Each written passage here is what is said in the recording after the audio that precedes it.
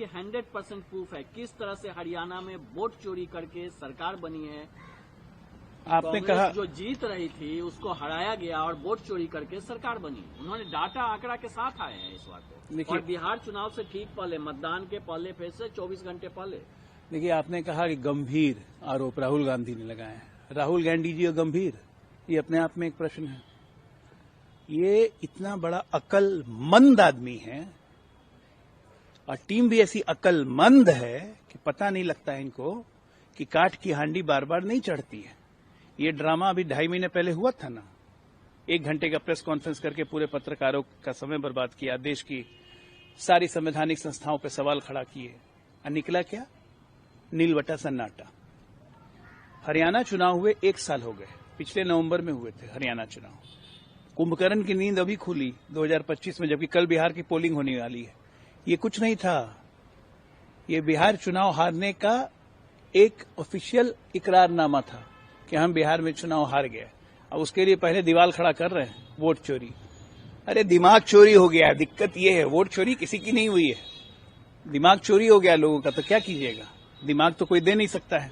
अब सोचिए, ये आदमी गया था ब्राजील और कोलंबिया मॉडल ढूंढने, ब्राजील से मॉडल ढूंढ के लाए, हरियाणा में वोट कर रही है। तो दिमाग की बलिहारी देखिए। और जेनजी को भड़काने की कोशिश, जेनजी राहुल गांधी जी को लगाता भी है इस देश का।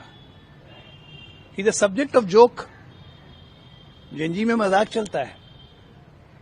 जेनजी में एक दूसरे को कोई बोल दे तो राहुल गांधी की तरह बिहेव मत कर, तो दूसरा जेनजी गुस्सा जाता है।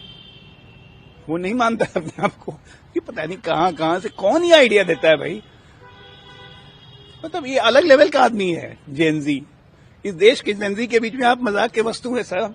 कोई आपसे रिलेट नहीं करना चाहता है। कब समझेंगे? ये भी लोग कोई नहीं समझाता है। अजय जी, वो तो कह रहे हैं कि हरियाणा में 2 करोड़ वोटर है और 25 लाख उनमें से फेक वोटर थे, और कह रहे हैं कि उनकी हमारी टीम ने अनकवर्ड किया है 5,21,000 डुप्लीकेट वोटर एंट्रीज को। देखिए, ऐसा है कि वो तो चुनाव आयोग जवाब देगा, वो जवाब देने के लिए मैं नहीं हूं। वो ये कहते हैं कि चुनाव आयोग प्रधानमंत्री या गृह मंत्री के साथ मिलकर ये सब काम कर रहे हैं। 2014 में क्या प्रधानमंत्री बन गए थे? गृह मंत्री थे, तब चुनाव आयोग मिल गया था जब 283 सीटें आई थी। इस आदमी को इस देश की लोकतंत्र की कितनी गहराई है, जड़ कितनी है, मजबूती कितनी है, इसकी समझ ही नहीं है भाई। अगर यही हाल होता, कह रहे हैं कि एग्जिट पोल सब हमें दिखा रहे थे जीतते हुए, तो एग्जिट पोल तो हमें भी 350 पौने 400 दे रहे थे। हम कैसे 240 हो गए? जब चुनाव आयोग भी हमारा, इनके हिसाब से सब कुछ हमारा, तो हमारे कैसे हो गए 240? हम क्या रोनेंगे इस तरह से? 1 साल बाद हमारी नींद टूटेगी। ये आदमी अक्लमंद है, इसको गंभीरता से लेने की जरूरत नहीं है। ये सिर्फ और सिर्फ अराजकता फैलाना चाहता है, नक्सलवादियों की गोद में बैठ के। अब मैं उनको कम्युनिस्ट भी नहीं कहूंगा, ये नक्सलवादी हैं, अराजकतावादी हैं, देश में ये अराजकता फैलाने आए हैं।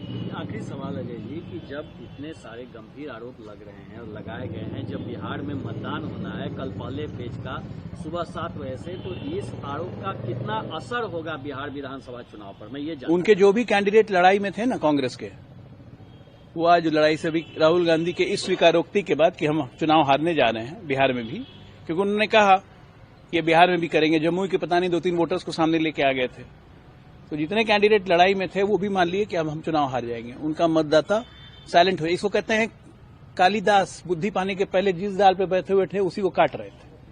तो वही काम इन्होंने किया है।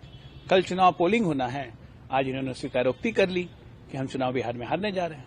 अरे यही करना था तो इतना लंबा चौड़ा ड्रामा करने की क्या जरूरत थी? पत्रकारों को समय बर्बाद करना, देश की संस्थाओं पे आक्षेप लगाना। कैसे कैसे लीडर ऑपोजिशन, कहां से कांग्रेस पार्टी को कोई और नहीं मिला है क्या? कसम खाई है बर्बाद होने की इसी के साथ, तो बर्बाद हो कांग्रेस पार्टी।